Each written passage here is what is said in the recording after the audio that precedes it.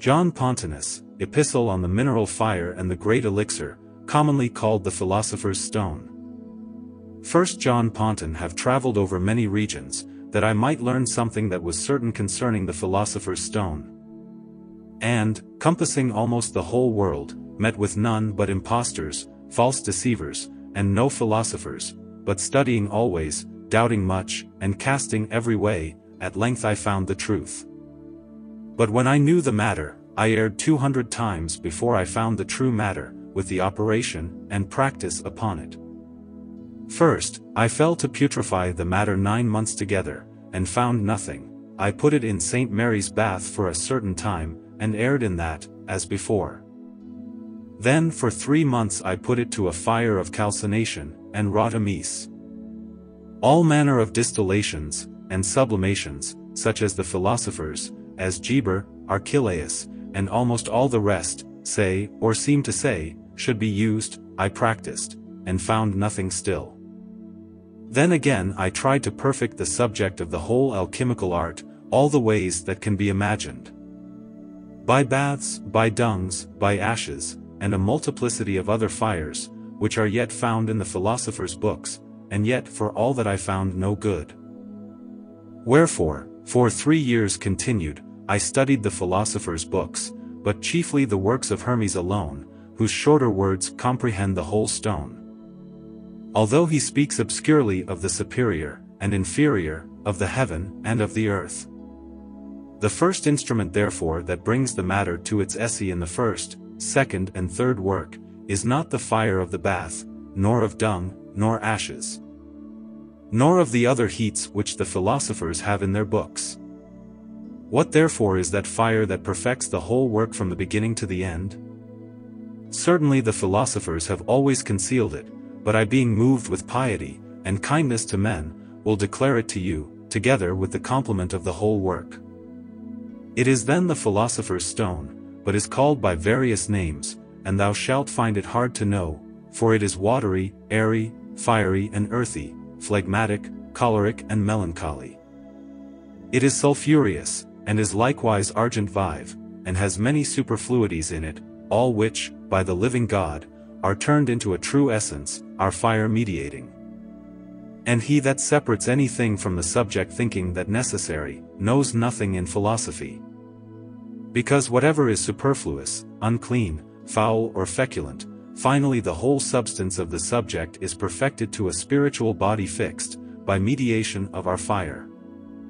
And this the philosophers never revealed, and therefore few come at the art, thinking there is some such superfluous nature to be removed.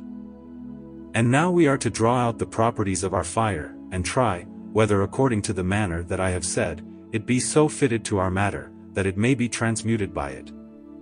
Since that fire burns not the matter, separates nothing from it, parts not the pure from the impure but turns the whole subject to purity. It does not sublime as Geber make his sublimations and as Arnoldus, and others speaking of sublimation and distillation, such as are perfected in a short time. It is mineral, it is equal, it is continual, it vapors not away unless it be stirred up too much, it also partakes of sulfur, and is taken from somewhere else that from the matter. It pulls down all, dissolves and congeals, and calcines. The invention of it is artificial, it is a compendium without cost, or with very little. And that fire is of a moderate ignition, because with a remiss fire the whole work is perfected, and all the right sublimations made. Whosoever should read Geber, and all the rest, if they should live 100,000 years, would not be able to comprehend it, because that fire is found only by profound imagination. And then it may be comprehended in the books, and not before. The error therefore of this art, is, not to find the fire, which turns the whole matter into the true stone of the philosophers.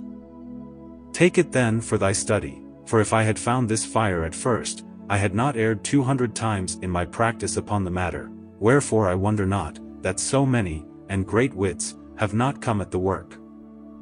They err, have erred, and will err still, because the philosophers have not set down the proper agent, one only excepted, Artephius by name, but he speaks for himself.